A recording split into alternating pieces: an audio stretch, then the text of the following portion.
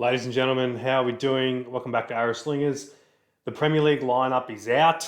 A lot of people probably not surprised, some are surprised. Look, we'll start off with the Masters.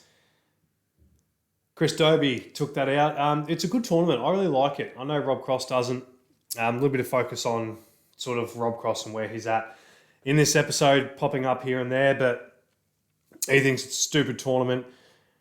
I think one of the reasons he said was the other guys have been playing and it's the first one and rah. But there's always got to be a first tournament, and you don't really count the Bahrain Darts Masters. Very much a bit of a Mickey Mouse show.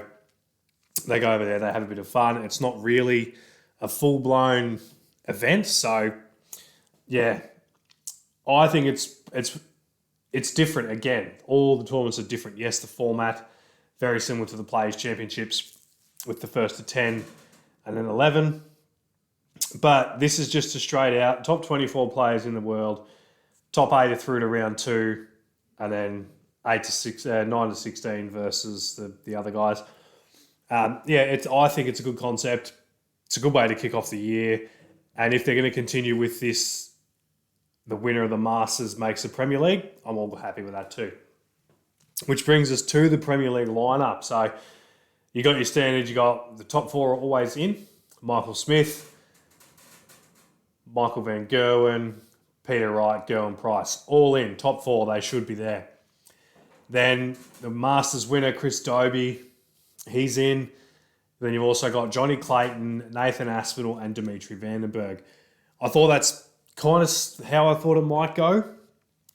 Definitely the top 4. Johnny Clayton's always going to be in it. And I also think, who was the other one? The Asp, Dimitri. Oh yeah, Chris Dobie. Chris Dobie definitely in. He won the Masters. It's similar to the concept of the women's world match play winner goes through to the World Championships. If you're going to have that theory, you keep that theory. And I really enjoyed watching Chris Dobie win that. He's a good player. I love his throw. It's helped me a little bit in the way I throw my best darts. Chris Dobie doesn't quite bring it back all the way. He's out about here, not back here, and that's how I do it. And it's quite comfortable. And I can throw some pretty good darts with that style. So, yeah, great for him to win it, and been good for me to sort of validate that you don't need to bring the dart all the way back to your aiming eye to throw good darts. But yeah, so those 6, the top 4 with plus Johnny and Dobie in. Look, I think probably the most stiff person is Joe Cullen. He is the most stiff.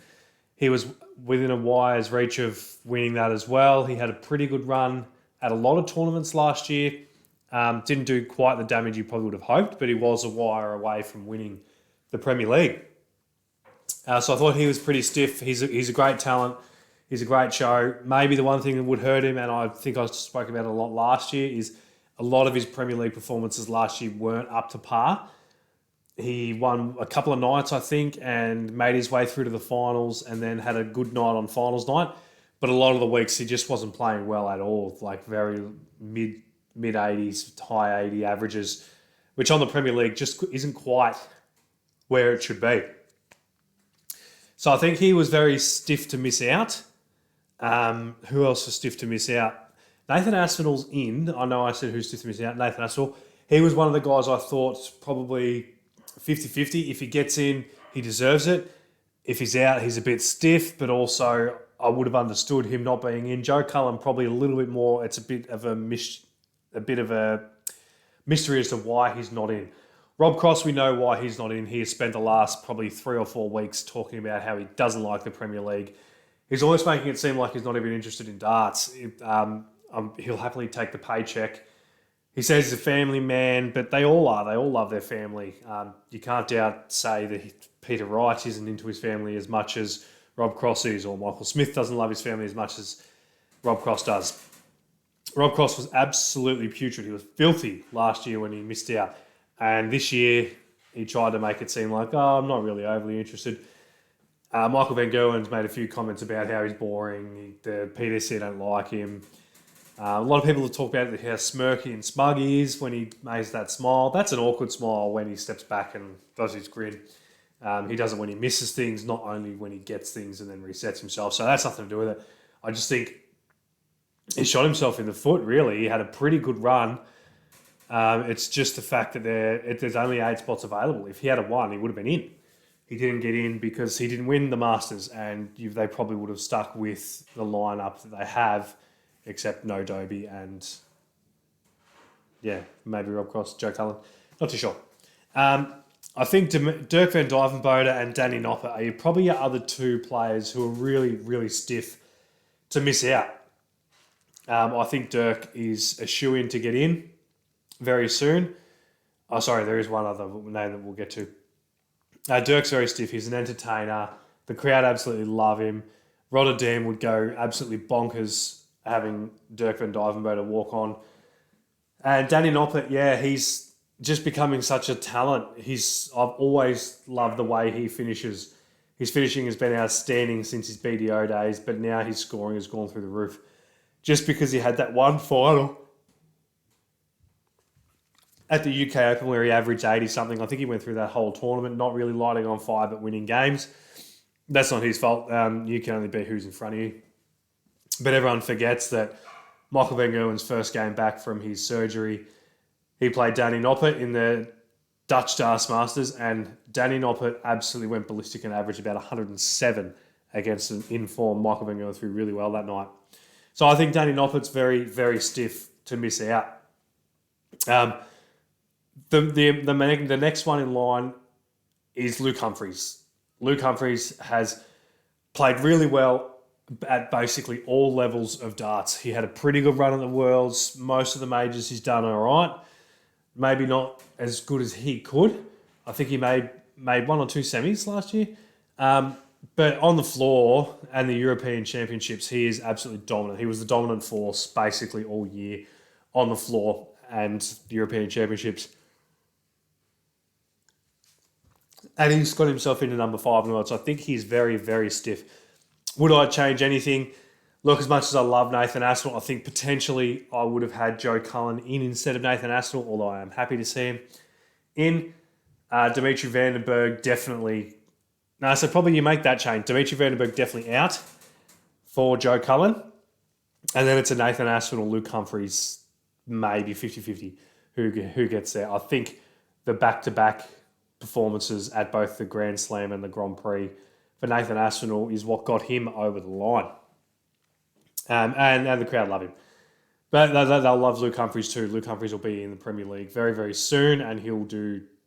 I reckon if there's going to be another person that wins it on debut, it's going to be Luke Humphries. When he gets in, he's going to absolutely tear it to shreds. I did see a left field. There was a tweet from Ross Smith. I thought maybe it was taking the piss a little bit. Look, don't get me wrong. He's playing good darts. He's hitting a lot of 180s. But he's not Premier League caliber just yet. You don't play 6 months of great darts and make the Premier League. The Premier League is the absolute roadshow. They want the biggest. They want the best. So I never thought he was going to be selected to play in the Premier League, but he definitely was disappointed. I don't know, as I said, it could have been taking the piss, but it seemed legit. He was never going to be in it, and it was something along the lines of European Championship winner along with biggest 180 hitter. The biggest 180 hitter per leg is Dirk van Dijvenbode. So if you're going off 180s, then you're putting in Dirk van Dijvenbode. No one's come close to how well Gerwyn Price has been hitting 9 darters. They say the top 4 are automatically in. Then there's no qualifications, no protocol. The PDC pick who they want to pick. And it's as simple as that. They think who's going to give them the best show, the best value for dollars, and this is who they've gone with. I think the one area that people will question is the Dimitri Vandenberg decision. Gun player. I love the way he plays darts. I love his talent on a dartboard. I don't necessarily love the slow play, the stuff. Get on with it. The reason he's in is a lot of the players don't like playing him. You saw the last time that Michael van Gerwen and Dimitri Vandenberg played. That was tension. There was definite tension there. Dimitri Vandenberg wasn't happy. Van Gerwen told him to get on with it. that happens with a lot of players that may not be so vocal and out there, but a lot of players feel that when they play Dimitri. They are dead set hoping for a bit of commotion, a bit of drama in that. And what are we up to? 10 minutes. That's why Dimitri Vandenberg is in. So, yeah. Damon Hedder didn't go so well at the Masters. He came up against Ross Smith. Both averaged in the 80s. So that's one of the other reasons that Ross Smith isn't in. He's just not consistent enough yet. He will get there. Yeah. But not great for Damo, but he'll be back bigger and better than ever. A lot of the floor tournaments and European stuff he'll dominate this year. And hopefully some big TV runs coming up as well. And we'll look forward to the First Players Championship event. It's going to be massive for us to sit back and watch with Corey Cadby coming along, Simon Whitlock hopefully getting himself refreshed and ready to go. And then you've got, obviously, Damon Hedder ready to tear it apart. So we look with great interest. We'll have a deeper look into the Premier League next week, and you've got some Australian stuff coming up very, very soon. So it's all happening here at Arrow Slingers.